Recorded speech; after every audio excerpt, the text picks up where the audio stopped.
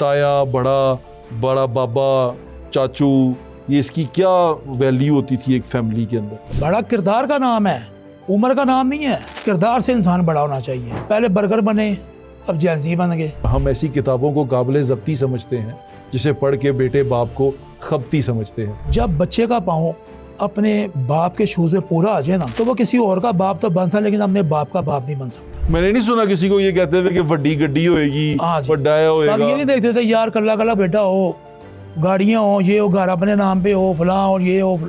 ये चीज़ें कब पहले लोग देखते थे। यहाँ मैंने जब मैं इलेक्शन जीता हूँ, मेरे पास इतने केसेस आए हैं कि माएँ कहती थी मैं ये बड़ी मेरी बेटी को तलाक दिलाएं जी, ये मेरी बेटी को खर्चा पूरा नहीं देता, ये कहता सुबह नाश्ता दो, ये कहता खाना नहीं सही बना दी। मुझे अपने किचन का नक्शा तो बताएं, फिर मैं आपको अपने किचन का नक्शा बताता हूँ कि क्या होता था किचन में। अम्मी कैसे होती थी? बड़ सब देसी से किचन होते थे। अलमारियाँ 2-3 बनी हुई हैं, अंदर ही बर्तन पड़े हुए हैं, चूल्हा पड़ा हुआ जमीन के ऊपर, पीढ़ी रखी हुई है। सारा दिन जनाब माँ ने किचन में रहना है। एक बच्चा आ रहा है, उसको रोटी बना, अच्छा रोटी ताज़ी बना के देनी, रोटी ताज़ी बना के। अच्छा, ये वो चीजें जो हमने अपनी आंखों से देखी हैं। देखी हैं। हम कोई कहानी नहीं सुना रहे जी ऐसे ही, हम अपनी आप भी नहीं सुना रहे। अस्सलाम वालेकुम, मेरा नाम है ज़ुहैब भट्ट और आप देख रहे हैं दिल की बात ज़ुहैब भट्ट के साथ। आज जो मेरे साथ मेहमान शख्सियत मौजूद हैं, मेरे बड़े भाई हैं। इनके साथ पहले भी हम एक पॉडकास्ट कर चुके हैं जिसके अंदर हमने कल्चर, आर्ट और स्पेशली लाहौर के एक इवेंट को डिस्कस किया था जिसको आप लोगों ने बहुत सराहा था। बसंत की मैं बात कर रहा हूँ और जो मेरे मेहमान हैं मेरे बड़े भाई नदीम सईद वाई साहब, मैं उनकी बात कर रहा हूँ। अस्सलाम वालेकुम। जी वालेकुम सलाम। आप कैसे हैं? अल्हम्दुलिल्लाह। बसंत पे तो जो हमने बातचीत की वो कमाल ही बातचीत हुई।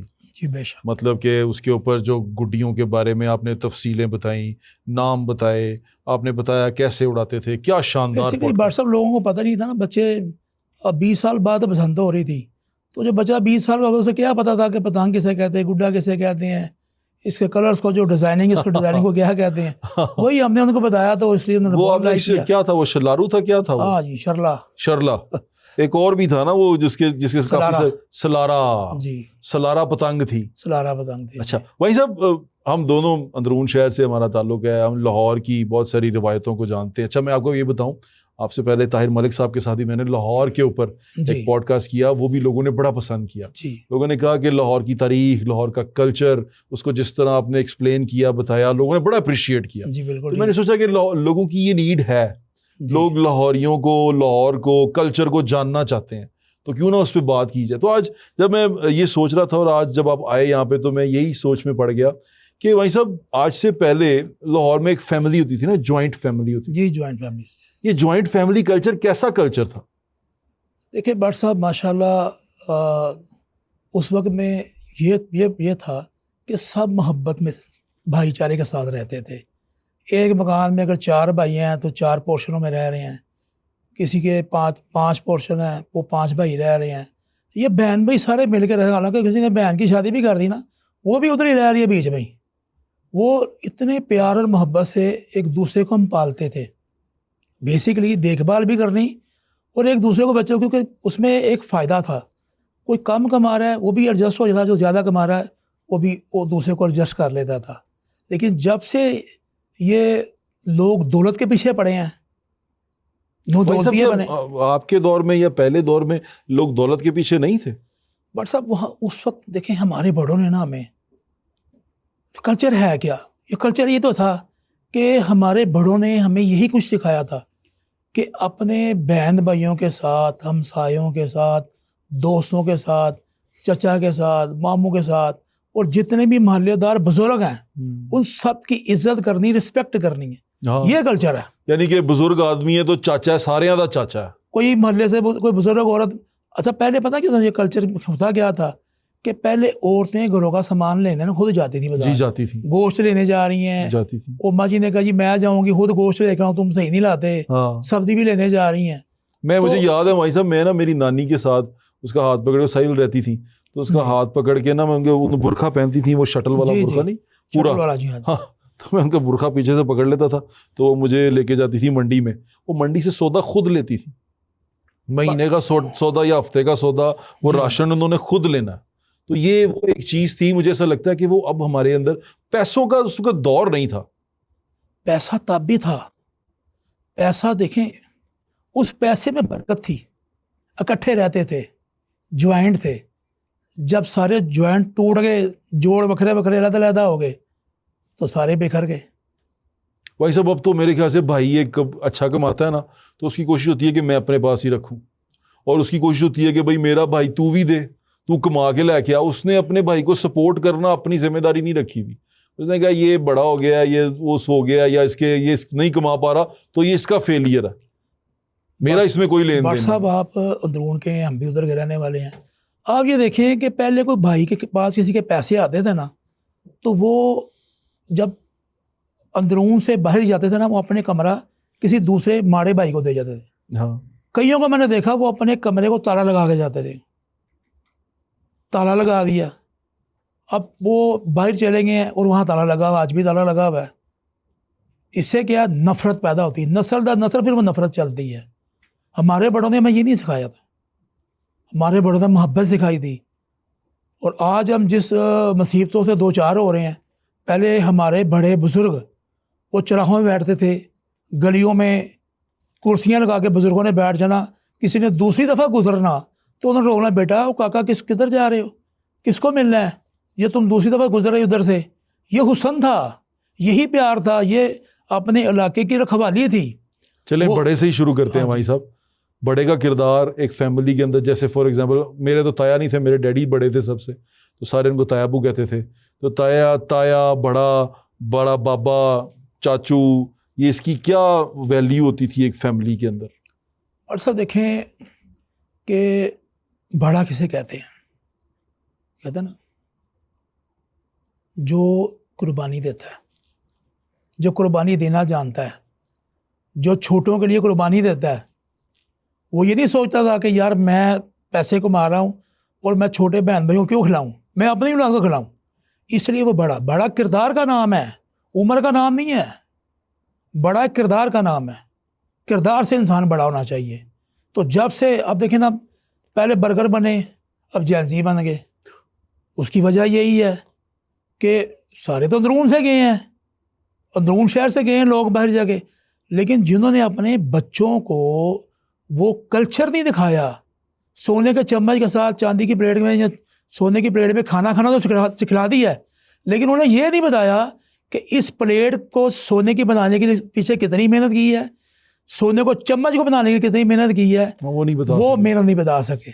और जब मेहनत नहीं बताई तो फिर वो आपस में क्या है, नफरत पैदा हो। अच्छा वहीं से वो जो बड़ा होता था ना घर का, जो बड़े होते थे, जैसे मेरे वालिद थे, तो घर के सारे फैसले उसी बड़े के घर के उसके उसमें होंगे, ड्राइंग रूम होते ही वही थे जी, वो ही बोलेगा, बड़े ही फैसले करते थे।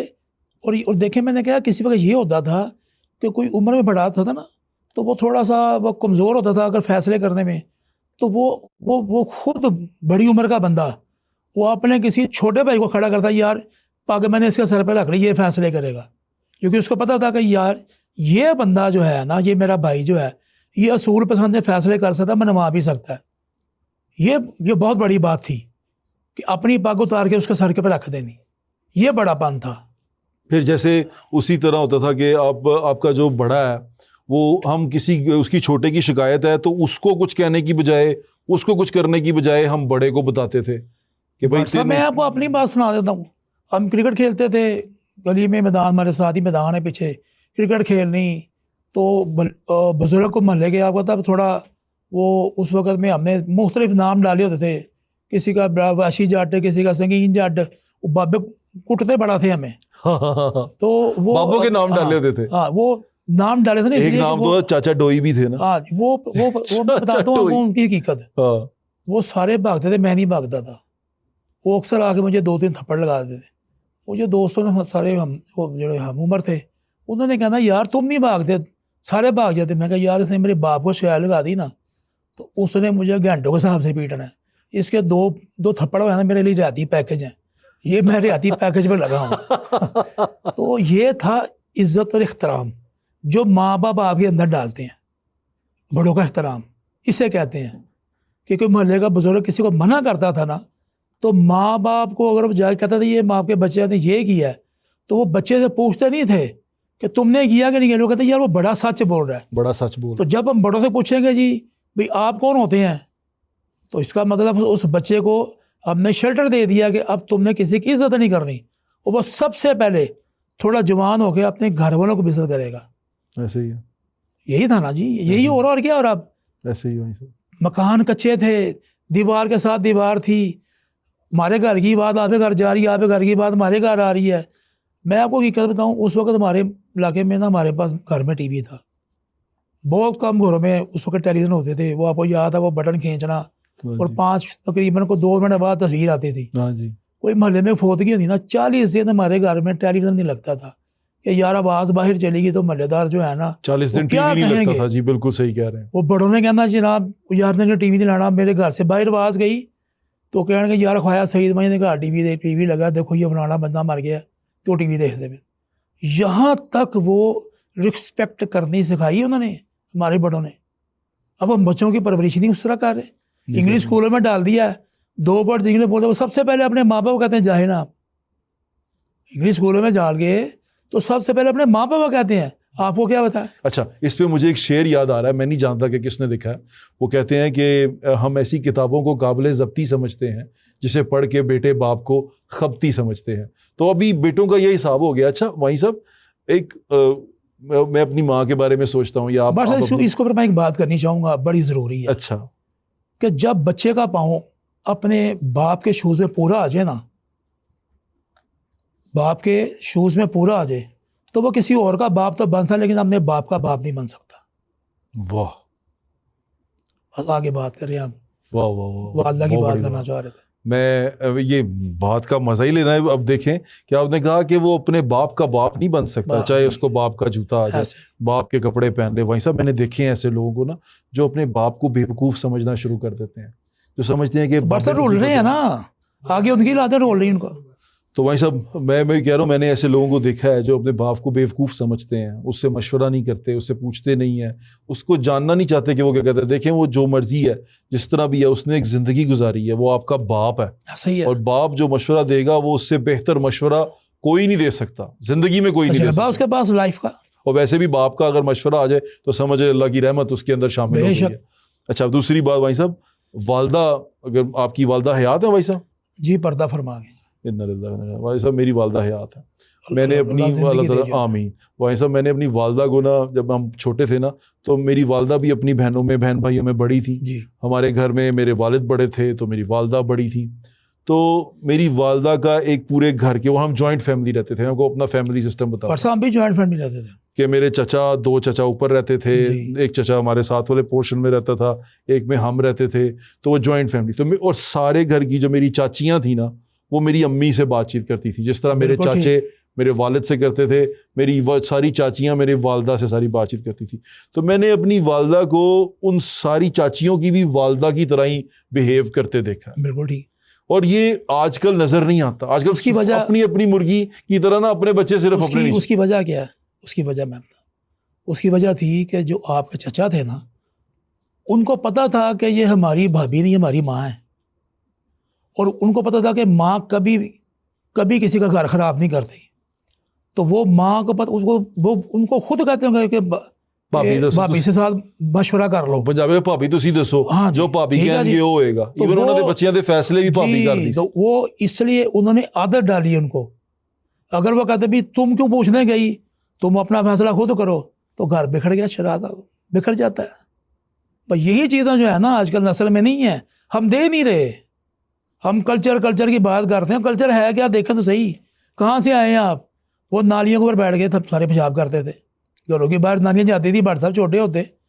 मैंने एक बहुत बड़ा ऑफिसर है, यकीन करें बहुत बड़ा ऑफिसर, मैंने उसको मिलने गया, उसने मुझे खुद बताया, कहता मैं कहता भाई साहब मैं एक दिन अपने बच्चों को अंदरून में ले गया, तो मैं उसमें फैला रहा, मैं नालियाँ देखी, कहता मैं इतने पेशाब करता रहे, कहता मेरी शक्ल देखना शुरू हो गया। पापा आप? उसने कहा मैं तुम यही तो दिखाना है कि हथों में गए, इधर से गया हूँ मैं। देखे ना उस बंदे की, उसने अपनी नस्ल बचाई। उनको बताया कि मैंने कितनी मेहनत से यहाँ तक पहुँचा हूँ कि आज आप डिफेंस रह रहे हैं, आज आपके पास गाड़ियाँ हैं, आज आपके पास कोठियाँ हैं, और उसने अपने बच्चों को नहीं, उसने अपनी नस्ल को बचाया। वही सब वालदा का किरदार कैसा देखा हमने अपने में? मैंने जैसे आपको शेयर किया कि माँ वो थी, जो मेरी वालदा थी वो भाभी भी थी, उसने पूरे घर को संभालना भी था। वो हम सिर्फ उसके बच्चे नहीं थे, हमारे जो कज़न थे, चाचों के बच्चे थे, वो भी उसी के बच्चे थे, वो भी उसी ने डिसाइड करना है, उनके फैसले भी उसी ने करने हैं। तो माँ का एक बड़ा रोल होता था घर के अंदर। एक और बात है इसमें, थोड़ा इजाफा करता जाऊँ, वो सारे अम्मी उन्हीं को कहते होंगे। अम्मी उन्हीं कहते, जी अम्मी कहते थे, क्योंकि किरदार माँ का वो निभा रही थी। जी अम्मी अम्मी कहते, ठीक है जी। वो आप बड़े थे ना, अगर बिलफर्द आप सबसे बड़े भाई की औलाद है, आप उनको चाची, उनके बच्चे उनको चाची कहते होंगे। हाँ जी। हमारी फैमिली में ऐसे लोग हैं जो अपने वालिद को भी चाचा जी कहते थे। अल्हम्दुलिल्लाह मेरी वालदा, हम चौथी मंजिल में वर्ड साहब रहते थे, मेरे वालिद साहब के 4 भाई थे। अच्छा। हम चौथी मंजिल, सबसे छोटा भाई मेरे वालिद साहब थे, चौथी मंजिल पर जाके हम रहते थे। हाँ जी, ऐसे ही सबसे छोटा सबसे ऊपर। ठीक है जी। और मेरी वालदा, उस वक्त ये मोटरें कब होती थी, मेरी वालदा खुद 4 मंजिल नीचे उतर के पानी की बाल्टियाँ भर के छत पे लेके जाती थी। वो 4 पहियाँ लगा के बाहर बेड़े में सोना, पहले पानी लगाना, तरोके शरोके लगा के उसको अच्छी तरह, वो फर्श को जो सारा दिन धूप में उसकी गर्मैश और ठंडा करना।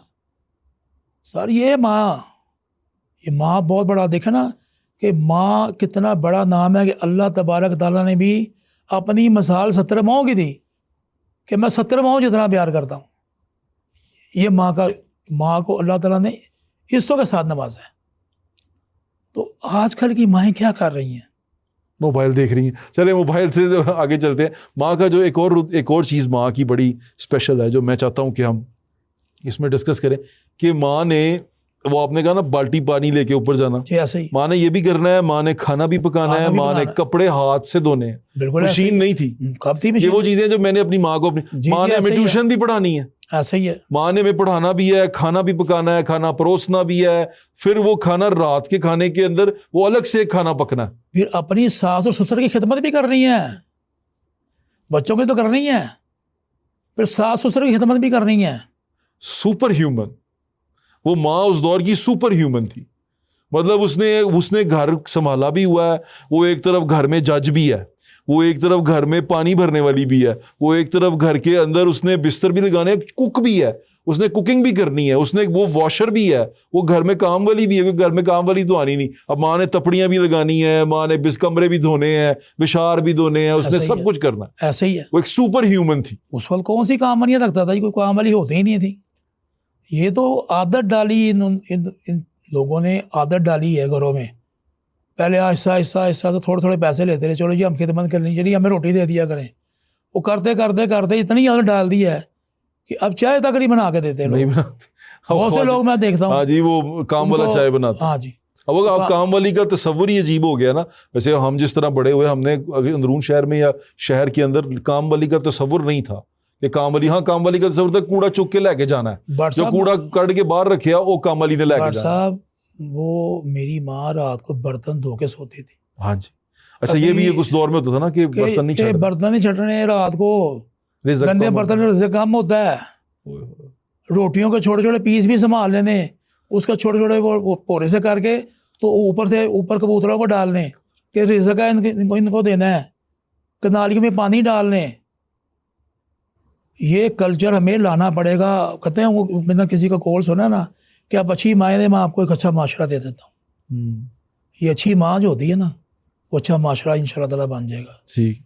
भाई साहब, अब उसके बाद बहन, अल्हम्दुलिल्लाह बहन घर में के अंदर, बहन का छोटी बहन जो सी है या बड़ी बहन तो समझ लेना माँ के बाद बड़ी बहन। बात है, बड़ी बहन है वो। छोटी बहन का मतलब वो आपकी अपनी बच्ची है, आप उसको बाप की तरह ट्रीट कर रहे हैं, आप उसके बाप की तरह है, बड़ा भाई बाप की तरह। ये रिश्ते देखे हमने कि बड़ा भाई बाप की तरह है, छोटा भाई बच्चों की तरह है, कि छोटे भाई के लिए बड़ी बहन माँ है और बड़े भाई के लिए छोटी बहन बच्चों की तरह। बट सब लोग रिश्ता देखने जाते थे ना, वो किसी लड़की का रिश्ता कहते थे माँ, इसकी माँ को पता करी थी माँ कैसी, अगर अच्छी माँ है तो कहते बच्ची ठीक है ले आओ।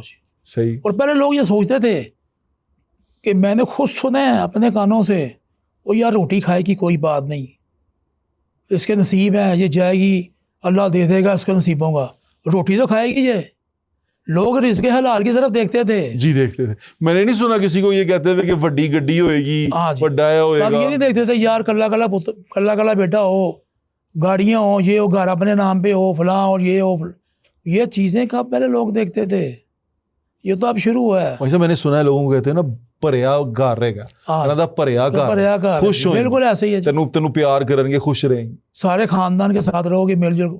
वो घर से अपनी बेटी को समझा के भेजते थे कि बड़े घर में जा रही है, अपनी इज्जत बनाना, हमारी इज्जत रखना उधर। अगर कोई शिकायत चली भी गई तो माँ, उसकी वालदा ने कहना लड़की कि भी वो उनकी बात सुनो, तुम्हारी अब माँ वो है। यहाँ मैंने जब मैं इलेक्शन जीता हूँ, मेरे पास इतने केसेस आए हैं कि माएँ कहती थी भी मैं जी मेरी बेटी को तलाक दिलाएं जी, ये मेरी बेटी को खर्चा पूरा नहीं देता, ये कहता सुबह नाश्ता दो, ये कहता खाना नहीं सही बनाती। लड़की की माँ, पहले ये था कि लड़की वाले यकीन करें भट्ट साहब रोते थे हमारी लड़की बस जाए। अब मैंने ये दौर में देखा है कि अब लड़के वाले कहते हैं यार साडा घर बच जाए। यकीन करें मेरे पास तो बहुत केसेस आते हैं ना ऐसे सुलह वाले। अब मैंने बहुत तादाद में ऐसे लोग देख लिए। वो क्या है कि माएँ गलत फैसले करवा रही हैं, माएँ बच्चों के पीछे जाती हैं, जिस तरह वो उनको इंडिपेंडेंट नहीं होने देती हैं, अपने फैसले नहीं करने देती। यही बात आखिरकार कल उसने भी माँ बनना है, उसने भी सास बनना है। ये जहाँ भी डिस्टर्ब करेंगे सारी नस्ल ही डिस्टर्ब हो जाएगी। हाँ ठीक कह रहे हैं आप, ठीक कह रहे हैं भाई साहब, ये मैं बिल्कुल इत्तेफाक करता हूँ कि ये जब आप बच्चियों के रिश्ते और शादियाँ करते हैं तो आपको बड़ा कुछ देखना पड़ता है। फिर हमने बड़ों से ये सुना है कि अपने से बड़ों में शादी ना करो, अपने से ऊंचों में अपने बराबर में शादी करो, या अपने से नीचों में लड़की अपने से नीचों से लेके आओ, हाँ जी, ताकि जो आपसे कम हो वहां से लेके आओ। वो लड़की आपके साथ प्यार भी करेगी और आपके साथ खुश भी रहेगी। अपने से बड़े घर की लड़की लेके आओगे, वो आपके साथ एडजस्ट नहीं करेगी। भट्ट साहब आपकी बात बहुत बड़ी है। आपकी बात में जो है ना दो सबक है, नीचों से नहीं लेने, नीचों से ले आनी है। यानी कि जो आपसे कम रुतबे में कम हो उनसे ले आए, नीचों की नहीं लानी, नीचों की नहीं लानी। वो नीचे वो तो बर्बाद कर देंगे, बर्बाद कर देते हैं। वो तो नीचे तो अमीर भी नीचे हो जाते हैं ना, ऐसे ही वो उसमें आ जाती है तमीज। अच्छा भाई साहब, अब हमारे जो घर होते थे ना अंदरून शहर में, उसमें कुछ स्पेशल डिशें पका करती थी। जी ऐसे ही। आपके घर में कौन सी स्पेशल डिश पकती थी? देखिए भट्ट साहब, हमारा तो वैसे भी होटल था नारकली में, ठीक है। वहाँ पे अल्हम्दुलिल्लाह मैं जब थोड़ा सा बड़ा हुआ तो मैंने जाना शुरू किया ना, तो मेरे दादाजी के दोस्त वहाँ आते थे, वो तब हयात थे। वो मुझे कहते थे यार हम खाना खाते हैं ना, तो खाना खा के निकलते हैं तो कोई हमें रोकता ही नहीं है। अगर हमारे पास बैठे बैठे तो कहता तुम्हारे दादे ने या ताए ने मुँह इस तरफ कर लेंगे यार ये गुजर जाए, कि यार इसने खाना खा, इसके पैसे नहीं होंगे। तो वो इधर उधर देखना शुरू कर, तुमको पता यार मैं निकल जाऊँ। और घरों में क्या था, देखें घरों में माँ ने जो भी बनाना है सब ने मिल के खाना है। ये नहीं होता था मैंने एक बच्चे ने कहना मैंने ये नहीं खाना, उसने कहना मैंने ये नहीं खाना। माँ के हाथ का पका खाना खुदा की कसम हम चूम चूम के खाते। अच्छा भाई साहब, ये तो होटल की आपने बात बता दी, घर के खाने पे आ जाते हैं। घर के खाने का मैं पूछना चाहता हूँ कि क्या पकता था? जैसे हमारी तरफ ना दाल चावल मैं बड़े शौक से खाता हूँ, वो पकते पर एक बढ़िया चावल पकते थे। आज मैं बताता हूँ आपको, बताएं भाई साहब। देखिए भट्ट साहब, माँ जो थी ना, माँ वो हर बच्चे के मिजाज को समझती थी। हाँ, कि मेरे बच्चे क्या पसंद करते हैं जी, वो उनकी पसंद के खाने बनाती थी, खुद ही कहना नहीं पड़ता था। देखिए हम कश्मीरी लोग हैं माशाल्लाह, कश्मीरी फैमिली हैं, लोगों को खाने हमने बताए कैसे पकते हैं और कैसे खाते हैं। हाँ जी, आपको याद है हम तो पतीलों में खाते थे, उसमें परातों में लगे खाते थे, परातों में खाना खाते थे सारे, एक ही परात में सारे बहन भाई खाते थे, परात में खाते थे। और उसमें देखें बड़ी चावल। अच्छा दाल बता कहते थे, बड़ी पत्ता और चीज, दाल पत्ता और चीज है। अच्छा, चने की दाल और चावल जो थे उसे दाल पत्ता कहते हैं, उसे दाल पत्ता कहते हैं। हाँ जी, बढ़िया होती हैं वो, उस दाल में बनती हैं, चने की दाल में पड़ती हैं बढ़िया। वो बढ़िया जो होती है वो गोश्त की तरह बन जाती हैं। हाँ जी, ठीक है। हाँ जी, उसे कहते थे बड़ी पत्ता। ठीक है जी। चावलों को पत्ता कहते थे, चावलों को पत्ता, क्योंकि पत्ता कहते थे, बड़ी पत्ता। और फिर एक कश्मीरी डिश थी बड़ी मशहूर, कि जिसमें पूरे शलजम जो थे ना, उनका शोरबा। हाँ मैंने खाया। ठीक है जी, शलजम गोश्त। हाँ जी, शलजम, उसे बड़ी बड़ी बोटियां डालनी। हाँ, उसे कहते थे शबदेग। वो शबदेग बनानी, मुख्तलिफ जो थे साल में, पहले तो इतना ये थी नहीं वैरायटी। बचपन का खाना कोई याद है आपको? बचपन के बहुत सारे, मेरी माँ अल्हम्दुलिल्लाह आलू वाले पराठे, चीनी वाले पराठे, ऐसी ऐसी चीज़ें। चीनी वाला पराठा बड़ा जालिम होता फिर था। अच्छा चूड़ी देखें आज, चूड़ी जब खाते थे ना, वो माँ ने क्या करना, ने कहा ले भी ये खा नहीं रहा, क्रिकेट खेलता है, ये कर दें वो कर दें, तो उसने क्या करना है, बोला बोला पराठा बनाना और उसके छोटे छोटे पीस करके ना उसमें देसी घी और चीनी डाल के ना उसकी चूरी बनानी हाथों के साथ गूंद के। हाँ हाथों से उसने, फिर उसने कहना ये खाओ, हम खा जाते थे। ठीक है जी, बड़े शौक से चूड़ी। चूड़ी। और भट्ट साहब उस वक्त ये विलायती मुर्गी नहीं ना थी इतनी, किसी का ध्यान ही नहीं था। हाँ माएँ देसी खुराकें खिलाती थी अपनी औलाद को। ऐसे ही है। मुझे याद है देसी मुर्गी वहीं सब तब आती थी जब कोई बीमार होता था ना, और तो वो मुर्गी तब आती थी। और आप ये देखें कि देसी घी भी माएँ घर बनाती थी, घर बनाती थी। दूध से बलाई उतार लेनी, उसे इकट्ठे करते रहना, फिर वो जब इकट्ठी होनी तो वो चूल्हे पर आके उसकी मलाई उसके अंदर उसका देसी मक्खन घी, बना लेना, उसका मक्खन लहदा निकाल लेना हाँ। और उसका घी लहदा निकाल लेना और फिर लाल लस्सी, वो 3 चीजें निकलती उसमें। हाँ, वो और उस लस्सी की हम कड़ी बनाते थे। हाँ जी, और वो खट्टी लस्सी होती थी। हाँ, कड़ी बनती थी। वो जो खट्टी लस्सी है ना, वो कड़ी में इस्तेमाल होती थी। हाँ जी, कड़ी। वो पकोड़े तलने, वो कड़ी बननी जब, और कड़ी चावल, ये कश्मीरियों की डिशें हैं सारी। कड़ी चावल। और अब मैं बताता हूँ कब शुरू जब मैं किसी को कहना यार कड़ी चावल पके, वो यार कहते कड़ी के साथ कौन चावल खाता है, और मैं कहा भाई हम तो भिंडियों के साथ भी चावल खा रहे थे।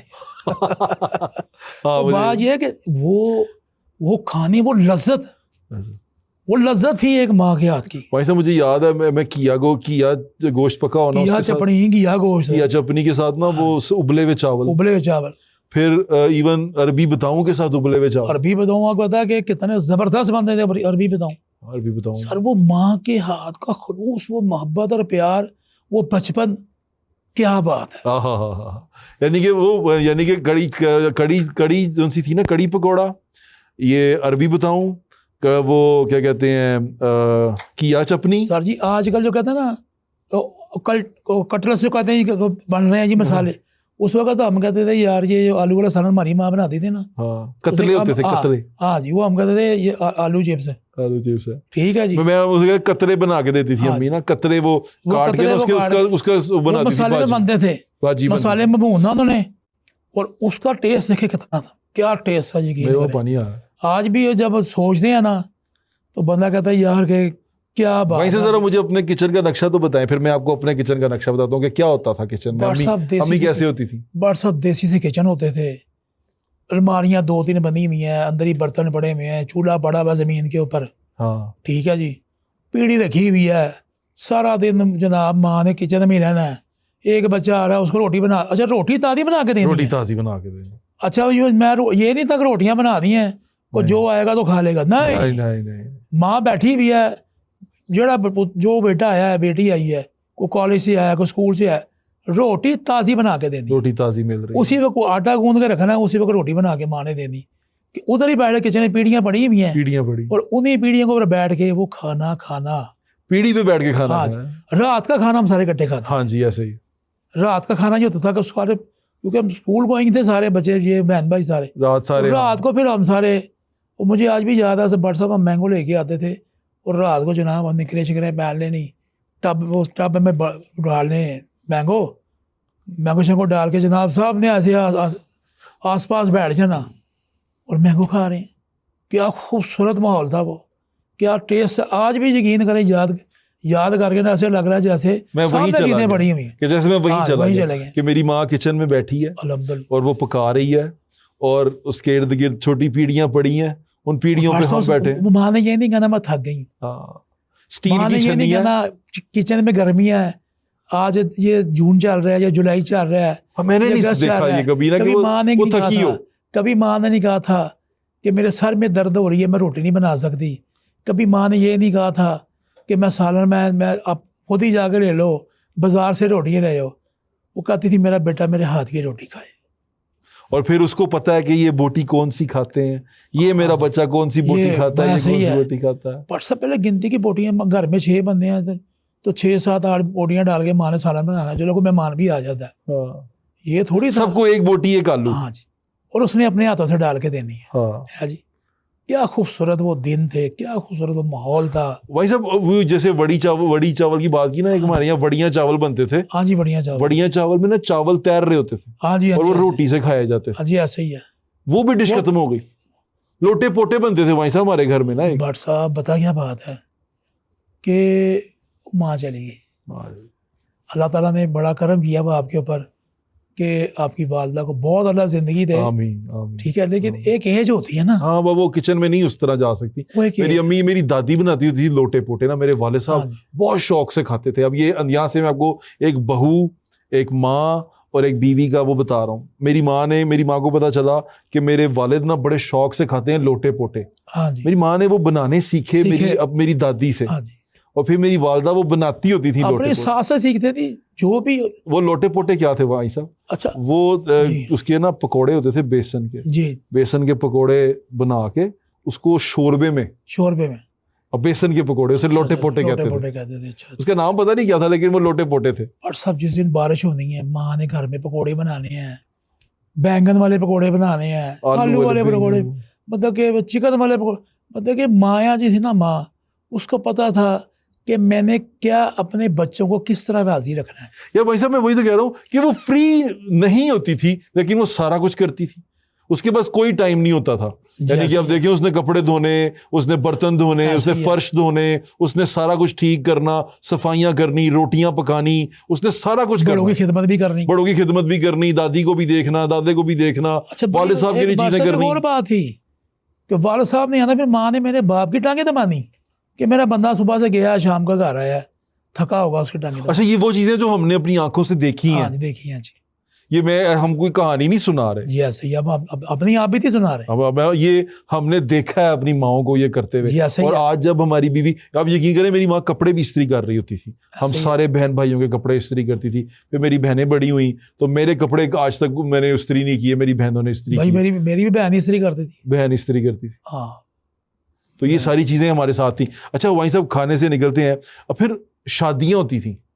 जी, ऐसे ही कि शादियां, अब शादियों, मैंने जैसे ताहिर मलिक साहब से बात कर रहा था, ताहिर मलिक साहब ने मुझे कहा कि हमारे दौर में ना गली में शादी होती थी। गली में होती थी, वो गली में तंबू लगते थे। ऐसा ही है। और जब शादी होती थी, जिस तरह आपने कहा कि फौतगी होती थी, तो टीवी नहीं लगता था। जी, ऐसे ही बट साहब कि वो बंद हो गया। और इवन के खुदा ना खास्ता कोई ऐसा अच्छा हो जाता था ना, तो गली की शादियां, कई भी शादियां पोस्टपोन हो जाती थी। जी, ऐसे ही हो जाती कि जी गली फौतगी हो गई। जी जी, वो नहीं करते थे, लोग नहीं करते थे, नहीं शादी करते थे। और अब चीजें 40 दिन आगे करती शादी, 40 दिन चेलम के बाद करेंगे।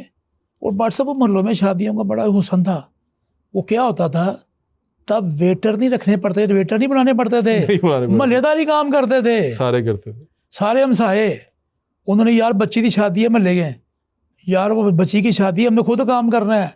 वो सारी चेयर्स लगानी, कुर्सियाँ लगानी, सारा कुछ तंबू खड़े होकर लगवा रहे हैं। जिनके घर शादी थी ना, वो यकीन करें, वो सारा महल्लेदार पे छोड़ा था उसने कि महल्लेदार काम कर रहे हैं, कि महल्लेदार आ चेयर्स गए, लगवा रहे हैं, स्टेज बनवा रहे हैं। बड़े सादे से स्टेज बनते थे बट साहब, बड़ा सादा जा जमाना सी, खूबसूरत जमाना सी। सादा वो जमाना। ਵੱਡੇ ਬਾਜੀਆਂ ਦੀ ਬਰਾਤਾਂ ਹੋ ਗਈ। बाबू बैंड। हाँ जी, वो बैंड लेके आ रहे ने।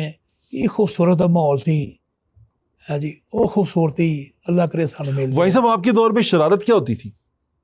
देखो बट साहब, हम बड़ी से बड़ी शरारत, बड़ी से बड़ी शरारत थी कि हम एक दूसरे के साथ ऐसे को मजाक कर लेना, लेकिन कोई तजलील वाला मजाक नहीं हम करते थे। किसी को तजलील करनी, किसी को नीचा दिखाना, माँ बाप ने ये तरबियत ही नहीं की थी। ये सारी बात तरबियत की है। बट साहब याद रखिएगा कि जिसके पास तलीम है ना, अगर उसकी तरबियत नहीं ना हुई, तो वो तरबियत जिसकी, वो तलीम होने से अच्छा है। आप ठीक कह रहे हैं। तलीम जो है ना, वो तरबियत कवर नहीं कर सकती, तरबियत तलीम को कवर कर लेती है। वो हमारी तरबियत हुई है, आगे हमने अपनी औलाद की तरबियत करनी है इंशाल्लाह ताला। इंशाल्लाह, ये बिल्कुल आप ठीक कह रहे हैं भाई साहब। अच्छा, जाते जाते अब इसको हम कंक्लूजन की तरफ लेके जा रहे हैं। हम दोनों बड़ी यादें कर रहे हैं। आपका इलाका था ग्वाल मंडी। जी हाँ, सही है। आप ग्वाल मंडी के रहने वाले जी, हैं? ग्वाल मंडी का। शुरू से आप ग्वाल मंडी के जी, रहने शुरू वाले से उधर ही। भाई साहब, आपके उधर एक इलाका है, वो जो मैंने आपसे कहा था कि वो ऊंचा थोड़ा है, गांधी स्क्वायर। गांधी स्क्वायर। वो उसको गांधी स्क्वायर क्यों कहते हैं, क्या वजह? वो उसके घर बड़े खूबसूरत। असल में वो, मैं उधर का रहने वाला हूँ। आप गांधी स्क्वायर के हाँ जी, हैं? गांधी स्क्वायर में रहने वाला हूँ। बेसिकली वो पूरी ग्वाल मंडी में, निस्बर रोड में, पांसा वाला बाजार, कृष्णा गलियाँ, वो सबसे ऊंचा इलाका है वो। वहाँ पे सारे अमीर हिंदू रहते थे, बड़े बड़े अमीर। उधर गांधी का घर भी है। अच्छा, हाँ, एक मैदान है। और अच्छा बरसा, आज तक हमने उस मैदान में किसी को 1 फुट भी जगह अपने घर से आगे नहीं करने दी। वो बड़ा खूबसूरत मैदान मैंने देखा है जी, गांधी उसी को। तरह ही छोड़ा हुआ है जी देखा है मैंने। और अब मियाँ अब्दुल साहब ने ट्यूबवेल लगवाया उधर, अब मैंने लगवाया उधर, मैंने देखा है पानी की जी। बड़ी कमी थी। हाँ, तो वो उस खूबसूरती को हमने खराब नहीं होने दिया।